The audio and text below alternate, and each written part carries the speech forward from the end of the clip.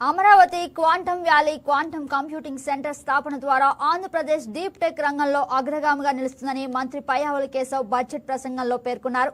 1990లలో IT విప్లవం ద్వారా లాభపడిన తరానికి పోలికగా నేటి యువతి రేపటి సాంకేతిక విప్లవాల ద్వారా లాభపడతారని ఆకాంక్షించారు. ఆంధ్రప్రదేశ్ శాశ్వత రాజధానిగా అమరావతికి చట్టబద్ధ హోదా కల్పించే ప్రక్రియ ప్రారంభించినందుకు ప్రధాని మోదీకి ధన్యవాదాలు తెలిపారు. అమరావతిలో 57,868 కోట్ల విలువైన 97 పనులకు పరిపాలన అనుమతులు జారీ చేశామన్నారు. 2026-27 ఆర్థిక సంవత్సరానికి మున్సిపల్ పరిపాలన పట్టణాభివృద్ధి శాఖకు 14,539 కోట్లను కేటాయించాలని బడ్జెట్లో ప్రతిపాదించినట్లు తెలిపారు.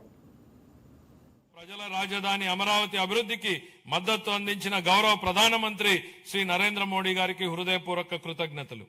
ఆంధ్రప్రదేశ్ శాశ్వత రాజధానిగా అమరావతికి చట్టబద్ధత హోదా కల్పించే ప్రక్రియ ప్రారంభించినందుకు ఆయనకు ప్రత్యేక ధన్యవాదాలు. వివిధ ఆర్థిక సంస్థల ద్వారా స్వయం సమృద్ధి నమూనాలో నిధులను సమీకరించి పనులను వేగవంతంగా ముందుకు తీసుకెళ్తున్నాం. 57,868 కోట్ల విలువైన 97 పనులకు పరిపాలన అనుమతులు జారీ చేశాం.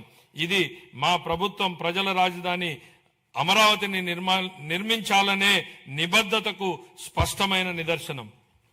2026-27 ఆర్థిక సంవత్సరానికి మున్సిపల్ పరిపాలన మరియు పట్టణాభివృద్ధి శాఖకు 14,539 కోట్లను కేటాయించాలని నేను ప్రతిపాదిస్తున్నాను. మా ప్రజల రాజధాని అమరావతి అభివృద్ధికి మద్దతు